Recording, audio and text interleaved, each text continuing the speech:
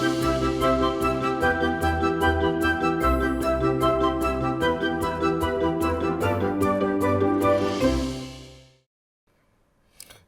आभार, अभिनंदन, स्वागत आप सभी का। हेलो मनी नाइन, मेरा सवाल है मैं हूं विपुल सिंह। हफ्ते का आखिरी कारोबारी सत्र और बाजार के अंदर उतार चढ़ाव का माहौल लगातार बना हुआ है।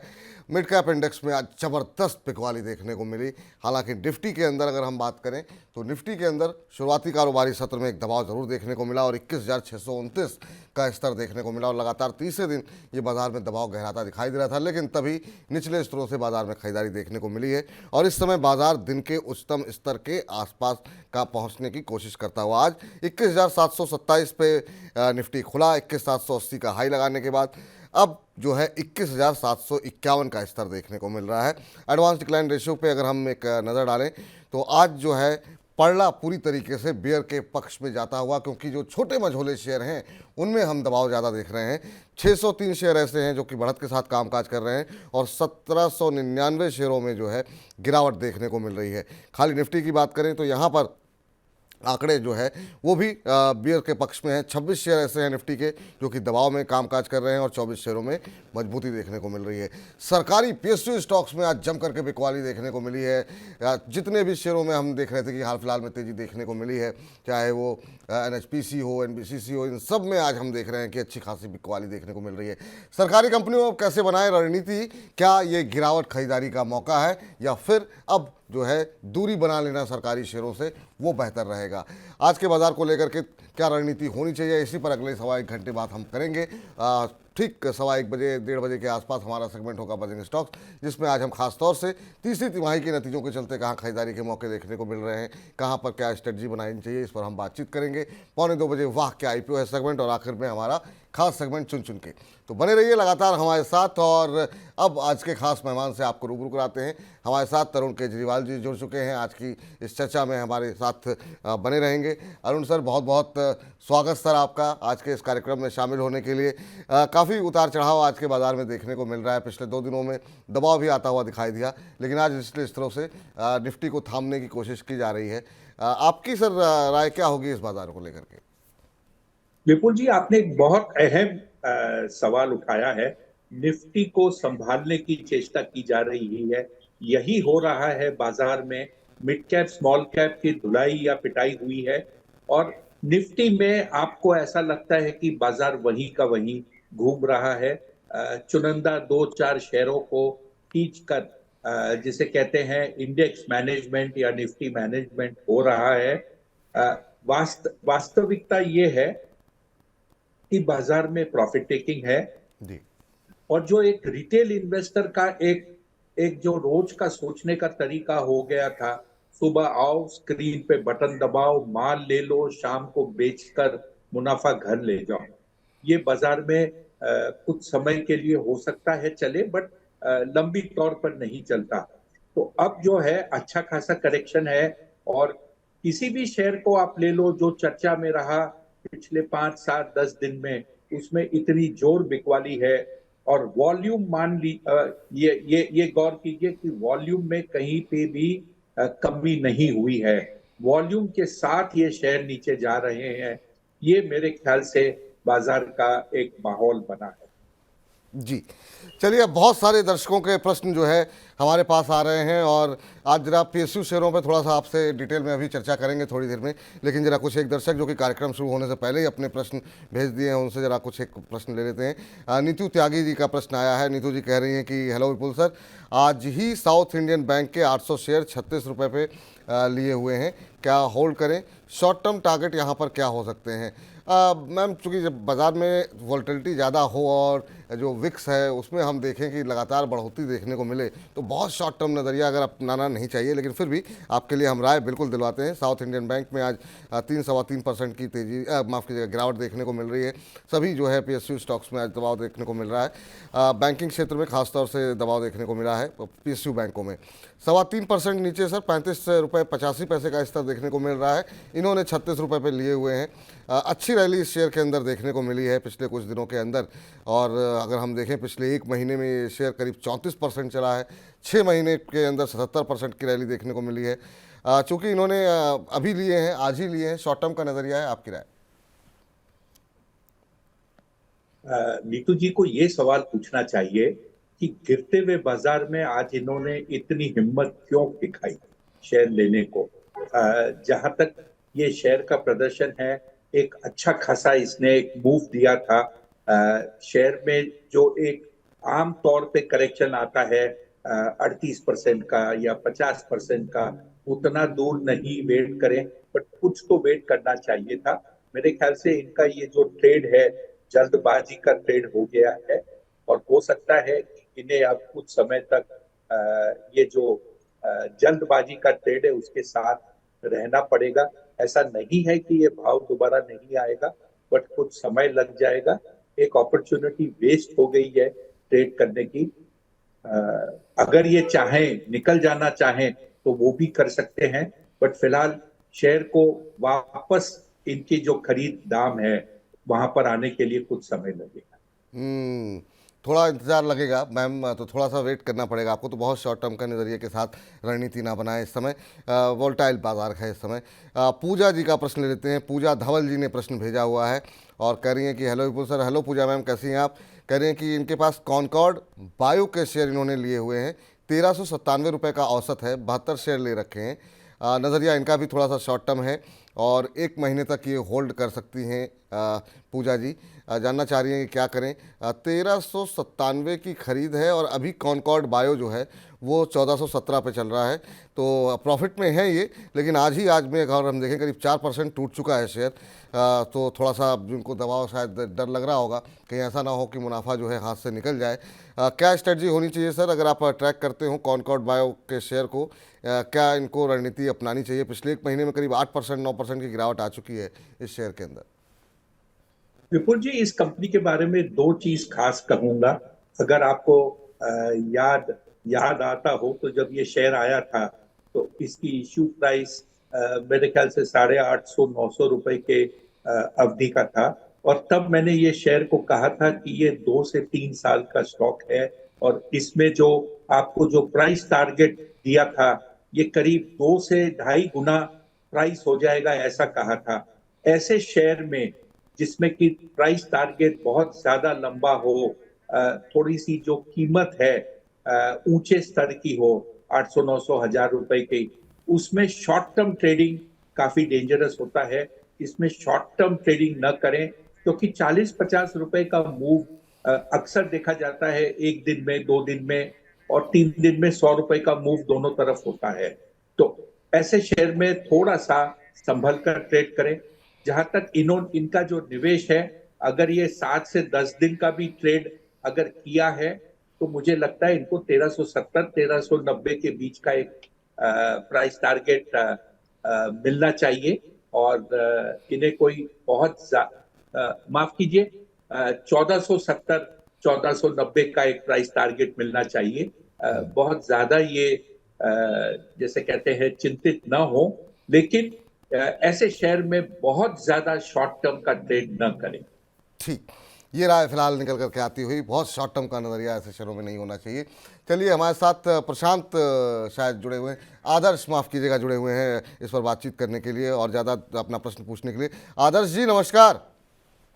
नमस्कार सर, नमस्कार। और सर कैसे हैं? हम बहुत अच्छे हैं आदर्श जी, आप बताइए कैसे हैं, कहाँ से बोल रहे हैं?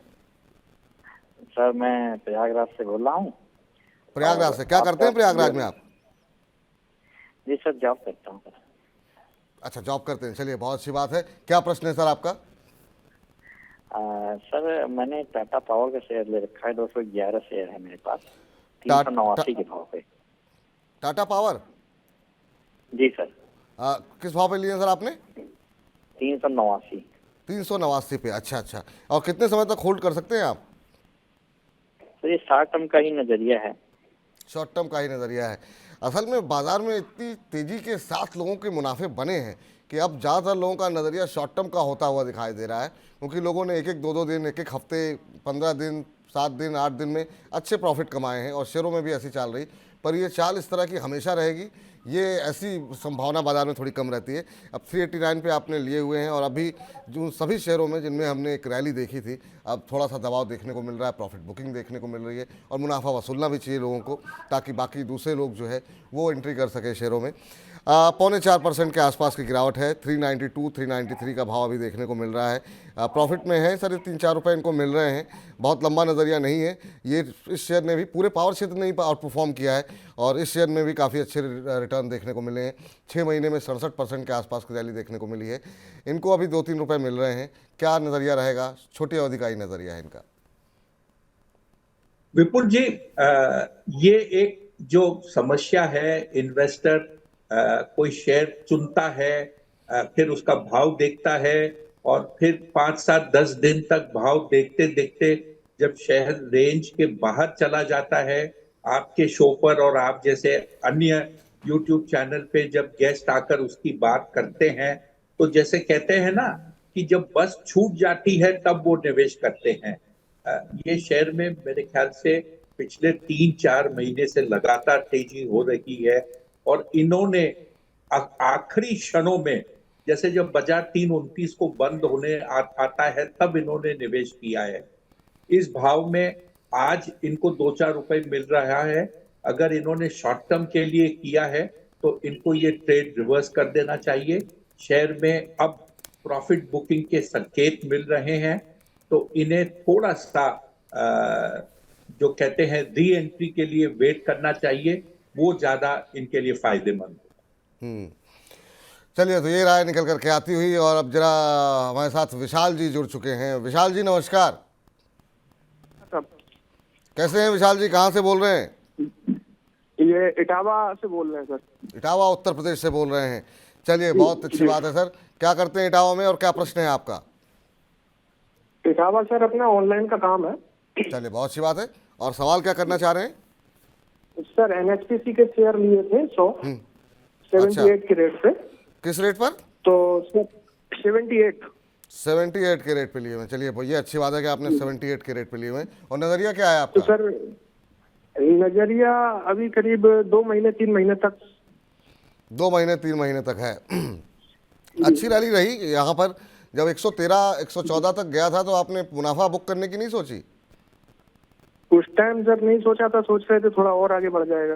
ओहो, चलिए, ये हो जाता है थोड़ा सा कि जब आपने क्या भाव इतना नीचे का था तो आपको एक बार जो है, जब ये नए उच्चतम स्तर बना रहा था तो एक बार के लिए मुनाफा बुक कर लें, दोबारा एंट्री कर लेते, फिर नीचे आ गया है।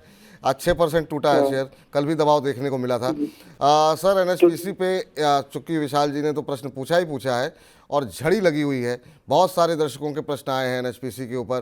किसी ने 101 में लिया हुआ है, किसी ने 104 पे लिया हुआ है। एक दर्शक हमारे हैं जिन्होंने 106 पे लिया हुआ है।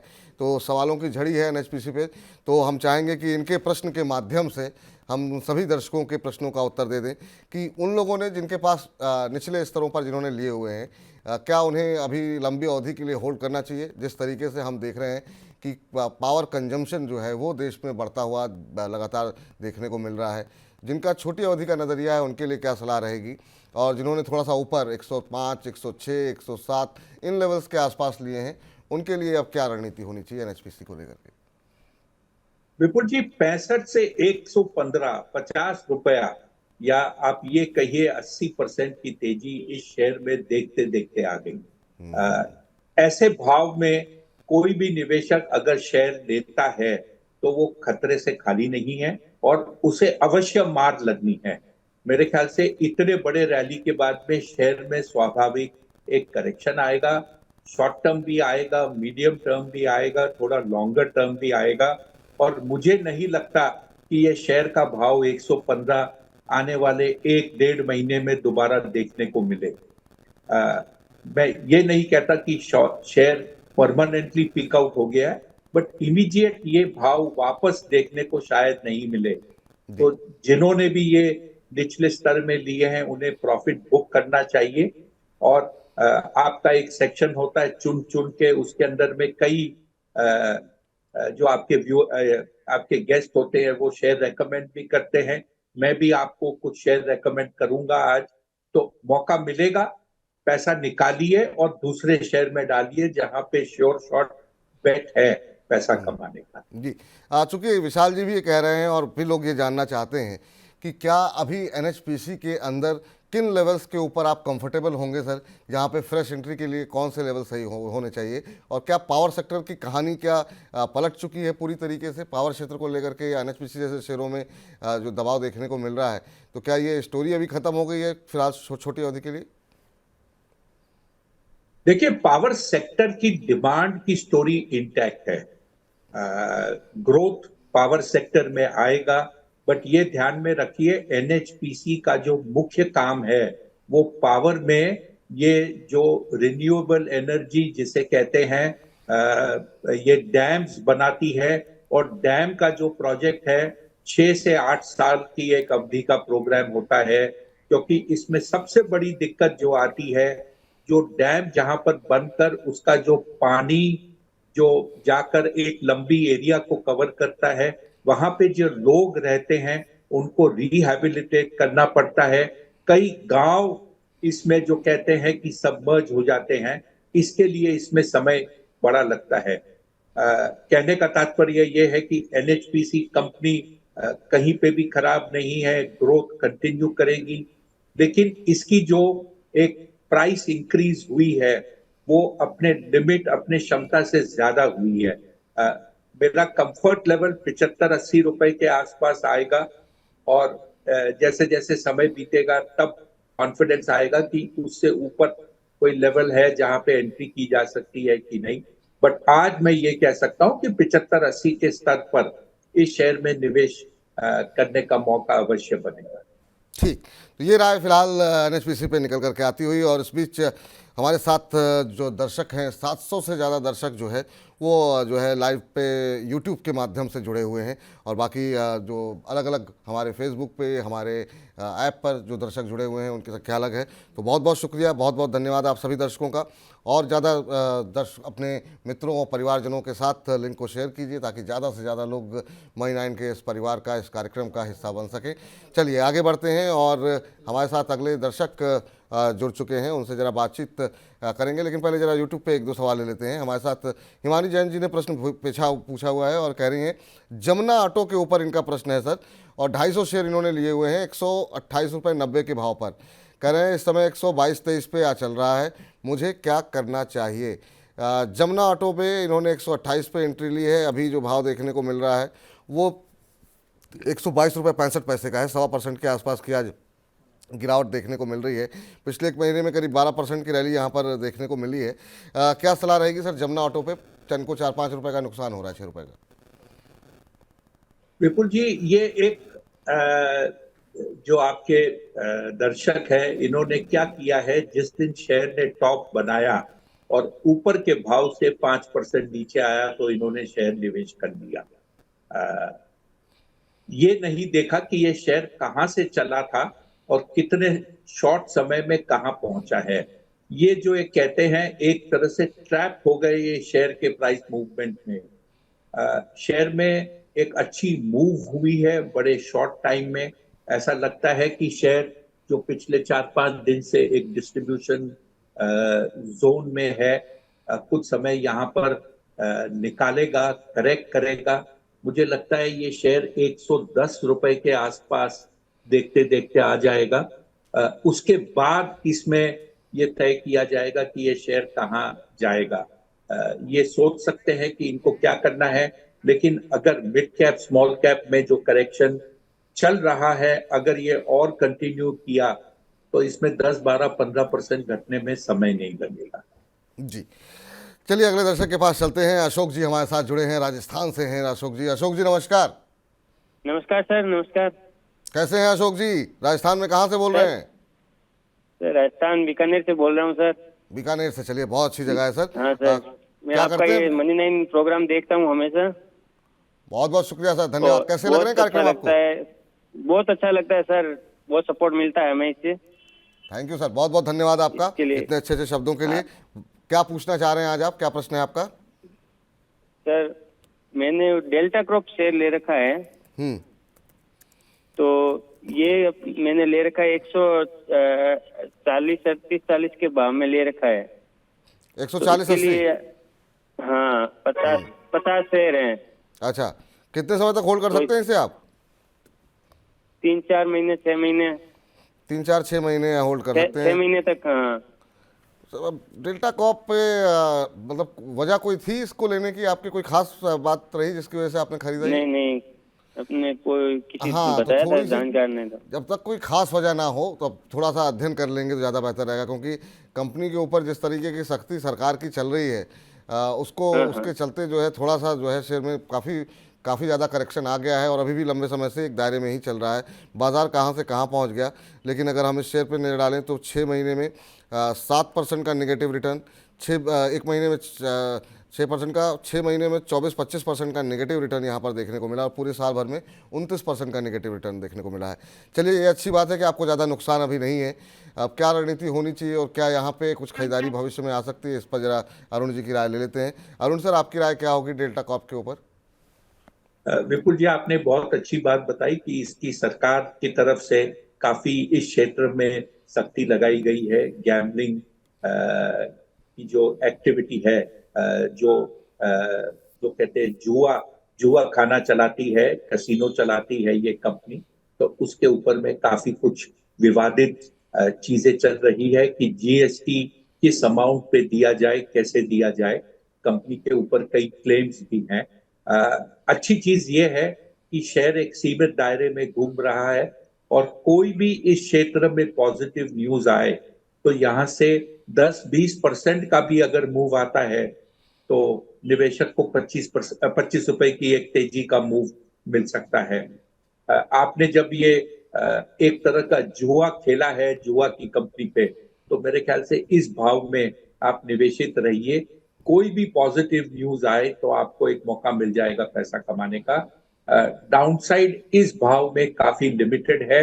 ऐसा नहीं है कि कंपनी बंद हो जाएगी, कुछ समय तक दबाव रह रह सकता है जब तक सरकार स्पष्टीकरण न दे कि जीएसटी कैसे लगाई जाएगी, जो कंपनियों ने जो फाइनेंस मिनिस्टर से अपेक्षा रखी है उसको लेकर। जी, तो होल्ड करने की सलाह है। बहुत ज़्यादा डाउनसाइड यहाँ से नहीं दिखाई दे रहा है। आप बने रहिए, आपके लिए फिलहाल ये राय निकल करके आती हुई। इस बीच अगले दर्शक जो है हमारे जो हैं वो ईशांत पवार जी हैं और उनका कहना ये है और महत्वपूर्ण सवाल है। इन्होंने 3 शेयरों पर सर प्रश्न भेजा है और जैसा कि हम कह रहे थे कि पीएसयू के अंदर आज जो दबाव देखने को मिल रहा है, इनका सवाल है आईआरएफसी, बीएचईएल और एसजेवीएन में अब क्या करें।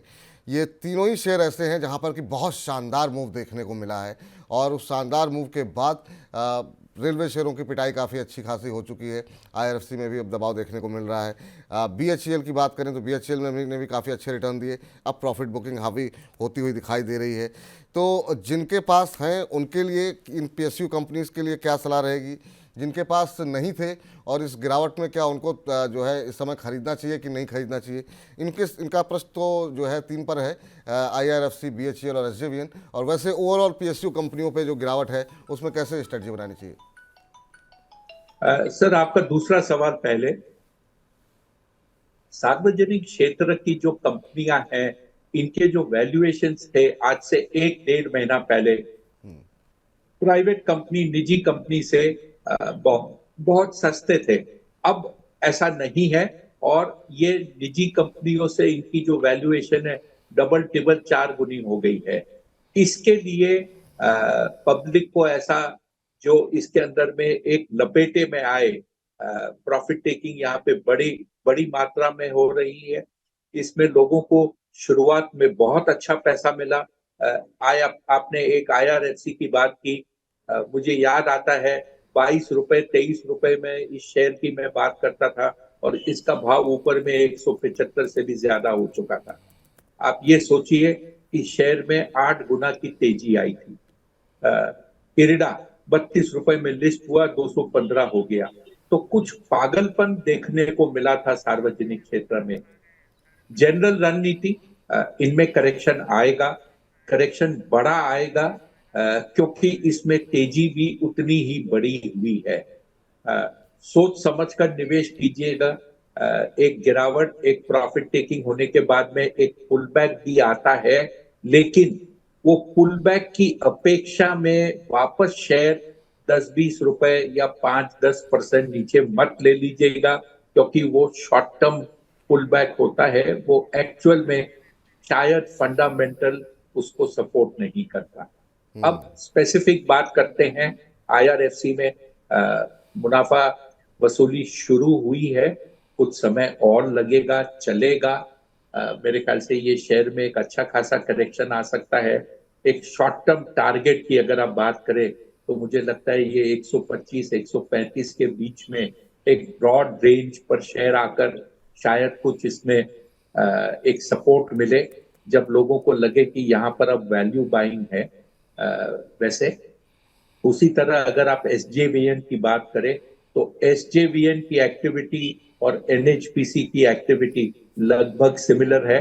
दोनों जो हाइड्रो पावर का काम करते हैं। एसजेवीएन ने अब कुछ सोलर का भी काम करना शुरू किया है, स्टेट गवर्नमेंट्स के लिए ये कर रही है। तो इसमें भी एक एक डिविडेंड यील्ड स्टॉक हुआ करता था जब इसका भाव 30-35 रुपए के स्तर पर चलता था। अब डिविडेंड यील्ड है, बट डिविडेंड जो है बहुत वो यील्ड काफी खत्म हो चुकी है। मेरे ख्याल से इसमें भी 20 से 25% का एक करेक्शन पहले स्तर पर सोचना चाहिए, उसके बाद में शेयर थोड़ा ठीक होगा। बीएचईएल की जो आप बात करें, ये दो क्षेत्र में है। ये पावर से कनेक्टेड है, ये पावर जनरेट नहीं करता, लेकिन पावर जो कंपनियां बनाती है उसके लिए टरबाइन्स बनाता है, पूरे पावर प्रोजेक्ट बनाकर देता है। तो इसको एक एडवांटेज पावर के क्षेत्र से जो शेयर चले उससे मिला, दूसरा जो सार्वजनिक क्षेत्र के शेयर चले उससे मिला। इसमें करेक्शन अभी भी कोई बहुत बड़ा हुआ नहीं है, लेकिन जैसे जैसे बाजार में मिड कैप स्मॉल कैप क्षेत्र में करेक्शन होगा, इस शेयर में भी करेक्शन आएगा। अगर किसी के पास शेयर है, प्रॉफिट हो रहा है, थोड़ा बुक कर लीजिए, बेहतर समय आपको खरीदने के अवश्य मिलेगा। जी सर, चूंकि कई सारी कंपनियों में आपने बातचीत की, एक कंपनी पे थोड़ा सा आपने जिक्र करके छोड़ दिया था, लेकिन वहाँ पर भी सवालों की झड़ी लगी हुई है, वो है इरिडा का शेयर। और जीतू शर्मा जी हैं, बहुत सारे दर्शक हैं जो कि इरिडा के बारे में जानना चाह रहे हैं। 3 दिन में 15% टूट गया है शेयर। अभी क्या करना चाहिए, क्योंकि लोग एकदम जिस तरीके से पागल थे खरीदारी के लिए, बहुत हायर लेवल पर भी लोग फंसे हुए हैं, और बहुत लोग ऐसे हैं जिन्होंने लोअर लेवल पे लिया, लेकिन मन में लालच ऐसा था कि पता नहीं कहाँ तक पहुँच जाएगा 32 रुपये का शेयर। तो अब क्या करना चाहिए, कहाँ पे जो है निकलने का मौका तलाशना चाहिए, और क्या इसकी फेयर वैल्यूएशन को आप कैसे देख रहे हैं? इरिडा को लेकर के अभी क्या स्ट्रेटजी होनी चाहिए? फंडामेंटल्स के हिसाब से इरिडा की जो वैल्यू होती है वो बनती है आपके प्राइस टू बुक के हिसाब से। जब ये कंपनी 32 रुपए में आई थी तो इसमें डीप वैल्यू थी शेयर में। जब ये 64 का भाव हो गया 1-2 दिन के कारोबार में ही, तब इसमें वो जो टेबल पे जो डीप वैल्यू थी वो लगभग बराबर हो गई। 90 रुपए जब इसका भाव आया तो जो ये अगले साल कमाने वाली है वो इसमें कैप्चर हो गया, और 120 में जो भी आप आने वाले लॉन्ग टर्म की भी बात करते हो वो भी इसमें कैप्चर हो गया। अब आप समझ जाइए कि मैं क्या चीज को इशारा कर रहा हूं। अब ये शेयर सार्वजनिक क्षेत्र की कंपनियां जो इसके छोटे भाई बहन हैं, आरईसी, पीएफसी, उनसे भी बहुत ज्यादा महंगी है। समय जो बोलते हैं बलवान होता है, और ये मैं कह सकता हूं कि इनकी वैल्यूएशन, इरिडा की वैल्यूएशन, पीएफसी की वैल्यूएशन, आरईसी की वैल्यूएशन, ये कुछ समय में तीनों के तीन जो है लगभग बराबर सी हो जाएगी। हो सकता है आरईसी पीएफसी थोड़ा बढ़े, इरिडा थोड़ा और घटे, बट कहीं ना कहीं समांतर वैल्यूएशन अवश्य आएगी। और इसका सबसे बड़ा जो पैरामीटर है वो प्राइस टू बुक। ये राय निकल करके आती हुई अभी महंगा है। सर, जो लोग ट्रैप हुए पड़े हुए हैं उन्हें क्या करना चाहिए? क्या अभी तो निकलने का ही मौका नहीं मिल रहा है? 3 दिन से जो है वो लोअर सर्किट, 3 दिन में 14-15% के आसपास की गिरावट आ चुकी है। तो क्या जब भी मौका मिले निकल जाए? क्या जिन्होंने ऊपर एक बार के लिए घाटा बुक कर लें अपना, और जिनके पास जिनको मुनाफा हो रहा है, क्या उनको मुनाफा भी बुक कर लेना चाहिए जब मौका मिले तो? सब देखिए, जिस हिसाब से ये शेयर एक तरफा, जिसे कहते हैं ना कि ये स्काई स्क्रेपर की तरह मूव करता गया और रैशनल लॉजिक फंडामेंटल को सब कुछ छोड़कर इसकी रैली हुई, तो गिरावट भी वैसी होती है। और जो आदमी कुछ पैसा बना रहा है और वो सुबह ऑर्डर डाल देता है, भाई मेरे 5% नीचे लोअर सर्किट में भी बिक जाए, मेरे को तकलीफ नहीं है, ऐसा माहौल बना है। मुझे लगता है ये पागलपन हो सकता है, एक दो दिन के लिए रुक जाए आने वाले समय में, लेकिन वो भी एक शॉर्ट टर्म होगा। प्रॉफिट बन रहा है, छोटा लॉस हो रहा है, गलत भाव में एंट्री हो गई है, एक बार निकल जाइए, ये बाजार में करेक्शन सामने दिख रहा है। और यहाँ पर थोड़ा सा हटकर मैं एक स्टेटमेंट करना चाहता हूँ विपुल जी, आपके परमिशन के साथ, जी कि बिल्कुल सर। 22,124 जो निफ्टी का सबसे ऊंचला स्तर इंट्राडे हुआ है, वो आज के दिन माउंट एवरेस्ट लग रहा है। और मेरा मानना ये है, आने वाले 3 से 4 सप्ताह में ये स्तर क्रॉस हो जाए, ऐसा नहीं लगता। जब तक ये स्तर क्रॉस नहीं होता, बाजार में एक नई तेजी का माहौल नहीं आएगा।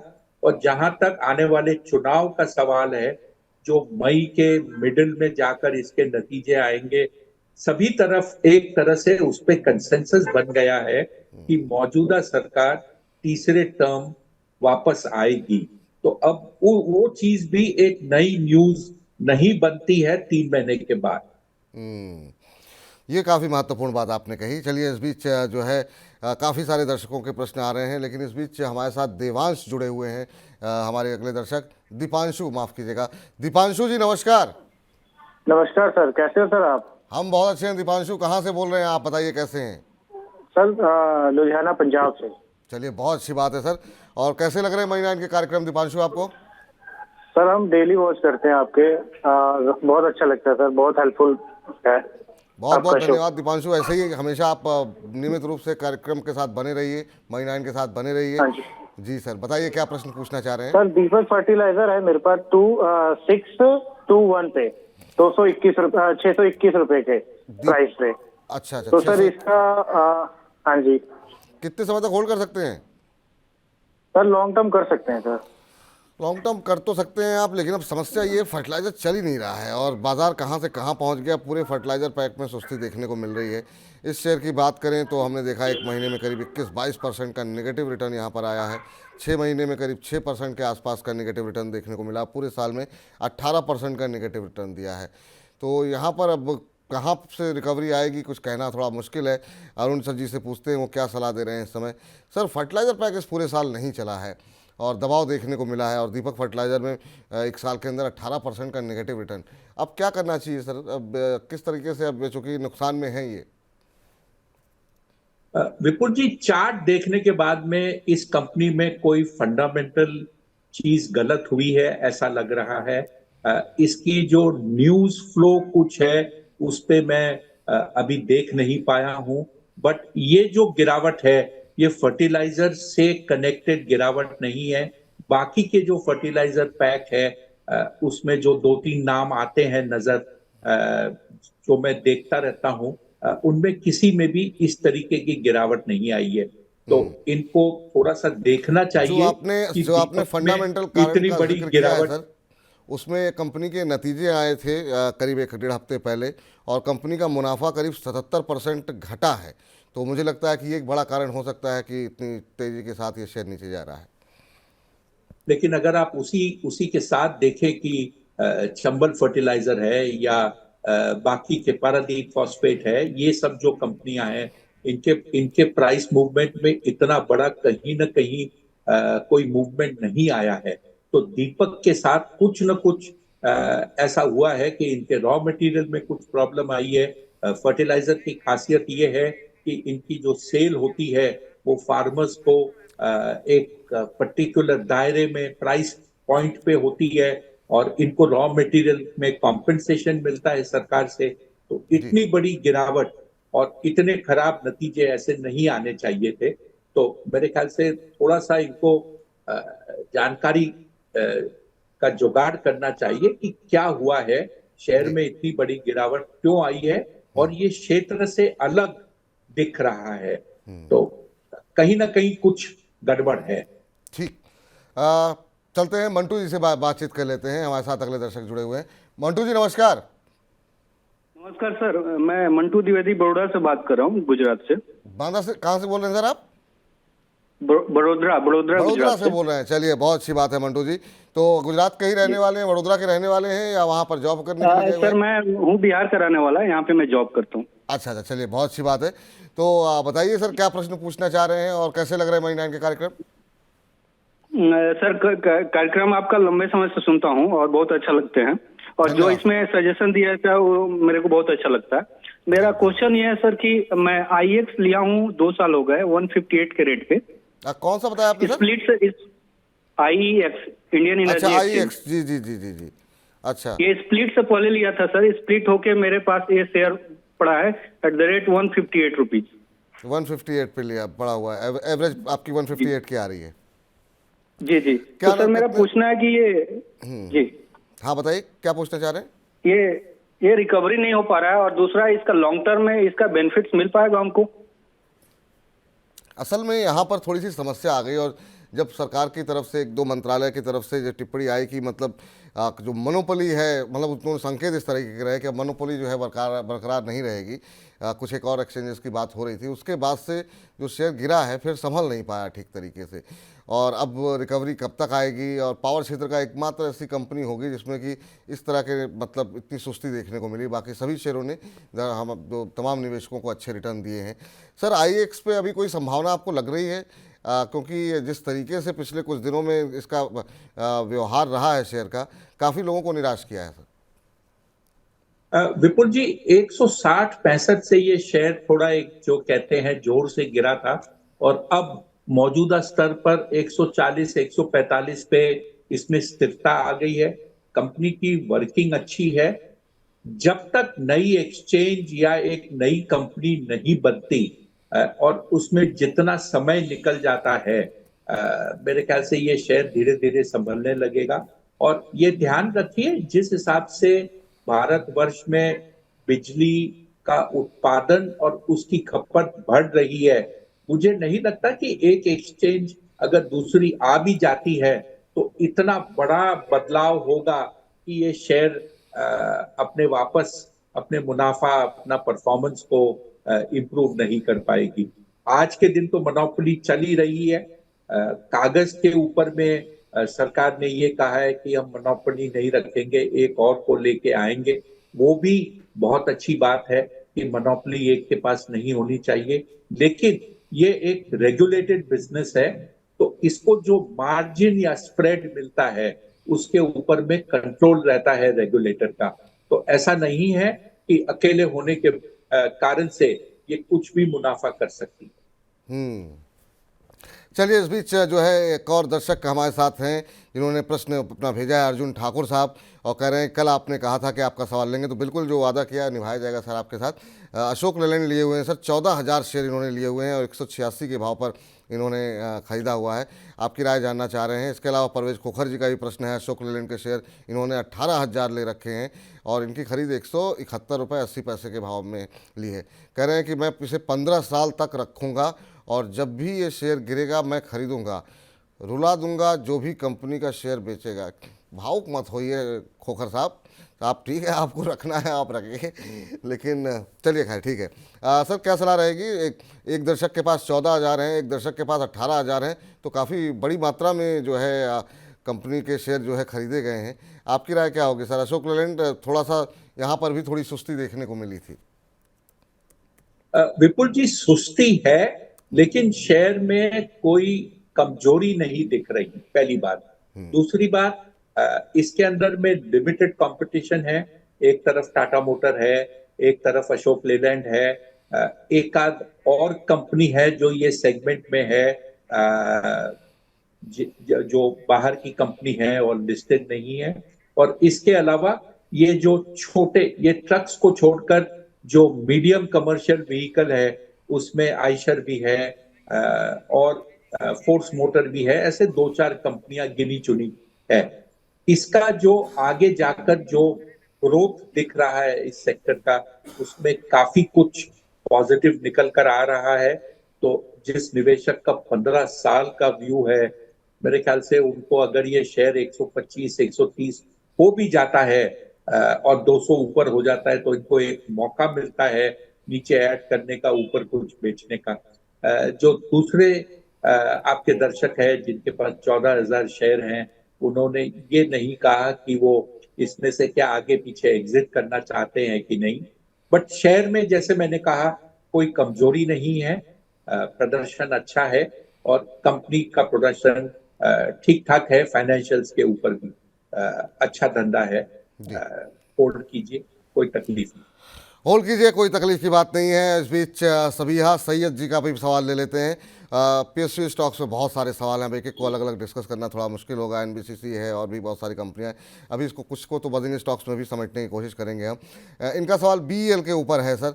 185 में बाय किया हुआ है, एक महीने पहले तो इन्होंने जो है ख़रीदा है शेयर। कह रहे हैं कि अभी क्या करना चाहिए, होल्ड करना चाहिए या फिर निकल जाना चाहिए। बीईएल रक्षा क्षेत्र से जुड़ी हुई कंपनी और अभी जो है 3.5% की गिरावट यहाँ पर देखने को मिल रही है। 178.50 का भाव देखने को मिल रहा है और इनकी खरीद 185 रुपये की है, तो अभी इनको 7 रुपये का नुकसान यहाँ पर हो रहा है। आज 3.5% नीचे है। पिछले एक महीने में 2-3% की गिरावट यहाँ पर देखने को मिली है। बीएल में भारत इलेक्ट्रॉनिक्स में क्या सलाह रहेगी सर आपकी? विपुल जी, 195 रुपए के आसपास 200 के नीचे ये शेयर ने टॉप बनाया और अब ये डिस्ट्रीब्यूशन फेज में आया है। अगर आप देखें तो पिछले 2, ढाई, 3 महीने में ये 100 रुपए के आसपास से शेयर चला है, डबल हुआ है। और ये कहानी भी सार्वजनिक क्षेत्र की कहानी है जहां पर हर चीज डबल टिबल 4 गुना हुआ है।